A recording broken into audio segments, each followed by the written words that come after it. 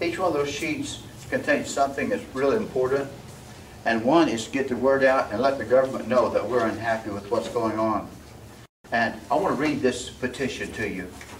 It says, "We, the citizens of the United States, demand that the President and Congress enact an immediate moratorium which is stop what's going on all giveaways, all bailout programs, that the TARP, which is the Troubled Asset Relief Program, be repealed, which allows the federal government to purchase or insure $700 billion of troubled assets, that the government immediately stop any further AIG giveaways, and that the government move immediately to balance the budget by repealing all pork barrel earmark spending, that the government immediately reestablish a constitutional policy of a government of the people, by the people, and for the people, that the government take immediate steps to prevent the inevitable high tax burden that the American people, the children and grandchildren will face, that the government take immediate steps to open up drilling for oil in ANWR, which is Arctic National Wildlife Refuge, encourage the use of shale oil or tar sand, and build refineries to make America energy efficient until alternative fuels become cost effective, that the Congress repeal the latest energy bill regarding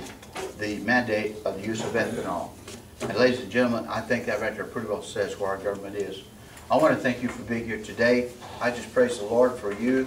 And all of you know that I'm a Baptist minister. Most of you know that I'm a land surveyor. And I don't know if all y'all knew this or not, but Judge Newsom said to me, said, "John, what about this thing of surveying?" I said, "Well, Judge, remember that George Washington was a surveyor? Y'all knew that, didn't you? There's still some 1,600 of his surveys in existence." Well, so was Thomas Jefferson, was a surveyor, and our old Honest Abe Lincoln, he was a surveyor at the time he was elected as president. Y'all knew that, didn't you? No. Well, it's in the history books. You probably studied and just forgot it. So. But thank the Lord for that. So, hey, listen, that may give me a good reason to be president. Maybe a land surveyor brings something to the table when it comes to being president. I am convinced our Constitution is not a quick fix. But our Constitution allows us to protest, allows us to rally, allows us to have meetings and say we're unhappy with the government. And that's up to right now. And our Constitution was actually designed to take care of the situation we have today. For instance, if I just put it this way, over here in this corner is the Congress. And over in this corner is the American people. And this gap is so far apart that it's utterly ridiculous to us as we look at it, trying to figure out what in the world is going on. How did our Congress get so far over here, and we as American people get so far over here? But our Constitution allows then for us to come back and say, "Government, we're unhappy with what you're doing. We want changes made, and guess what we'll have to do? We're going to have to raise up people who will go to the White House, people who have moral Christian values, good Christian fiber, and that they will stand up there and to do what's right and to make it like it's supposed to be." So, ladies and gentlemen, our Constitution is work. It actually works. It's not a quick fix. But as you well know, this next election, think about this for a second. With that, I don't know what's going to happen because it's going to be March before we get to the primaries, okay? Then after that, it's going to be November for the election. So we got a year and a half that we're going to have to put up with this administration as it is right now. And ladies and gentlemen, what are they going to do in the meantime? I don't know. But I tell you what, it's going to be bad. So the first thing, when we get enough people up there, if we get in the White House, we're going to start repealing all these things that they've been doing. And that's the first thing. But our Constitution works. Our congressmen are going to have to fight longer, step later, have to really start rallying in the White House to take back the White House. Our pastor said the other day, you know, that America's in the fourth quarter.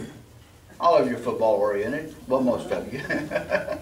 Not everybody's football oriented, but you know there's a fourth quarter. There's 4 quarters to football. The fourth quarter is the last quarter. And they said America is in the last quarter right now. He's probably right. He's probably right.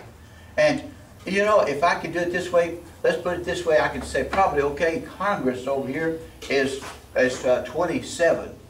And I could say the American people over here is 21. You got to score and kick an extra point. The extra point is after touchdown for you ladies.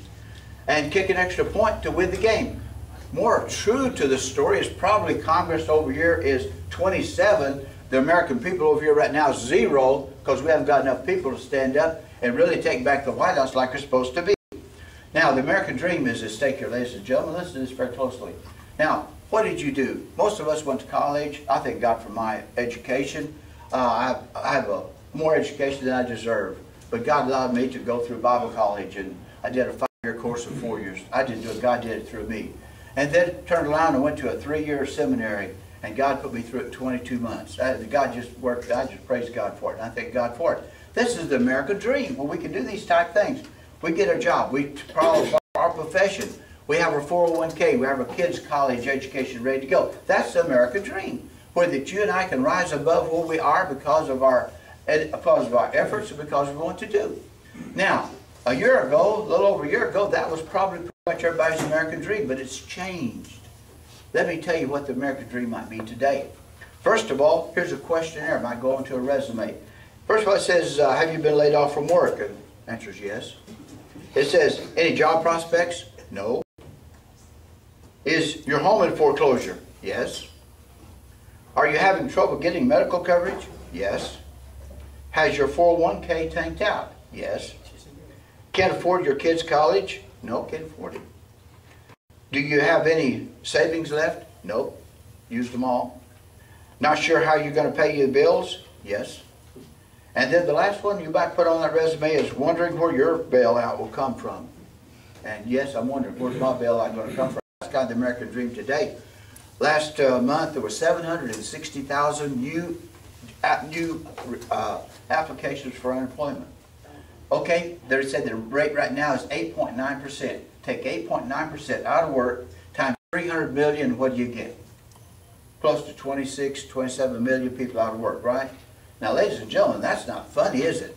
That's really getting serious.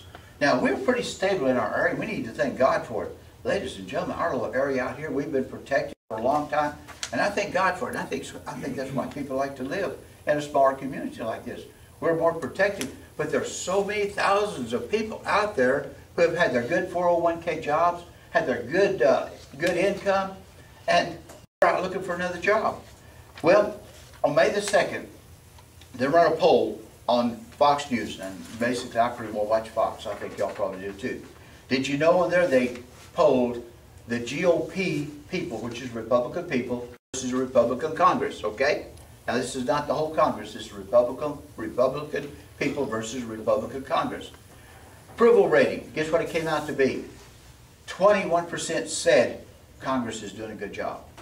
What does that tell you? When you see 21% said they're doing a good job, 69% said not so. They're not doing a good job. We're not happy with what they're doing, and they're not working hard enough. They're not trying. They're not making an effort to win the White House back, to keep our things in checks and balances.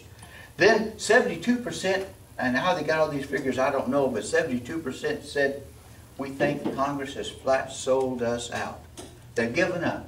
They don't even fight anymore. They're just going up there and they're just doing their thing and set back and maybe waiting till another day. But you know, that's what we've been doing as Americans for so long, isn't it? We've been sitting back, haven't we? We've been waiting too long before we rise up and say anything. And as a matter of fact, when we recent times, if you remember, it was the Tea Party that brought a few people out here just not long ago, and that was a good thing, because they said this is one of the biggest grassroots movements that came out in the last 25 years. Ladies and gentlemen, I hope this continues going, because see, we begin a journey that day, and I'm hoping this journey will last as we continue on.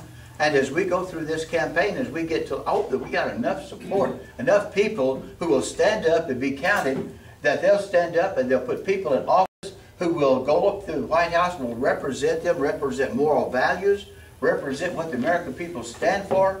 And as I go across right now, and I'm talking to people, and I've been from east to west of our district, which goes from Texarkana all the way to McKinney, Sherman, Denison. I've been to all these places in the last month or so. And I'm finding the same thing. They feel the same way you and I do about it. The question is, what happened to our Congress? Why don't they feel the same way we feel? Something's wrong, isn't it? So what do we need to do? We need to elect both. We need to elect people. We need to get them up to the White House, people who will take care of our business.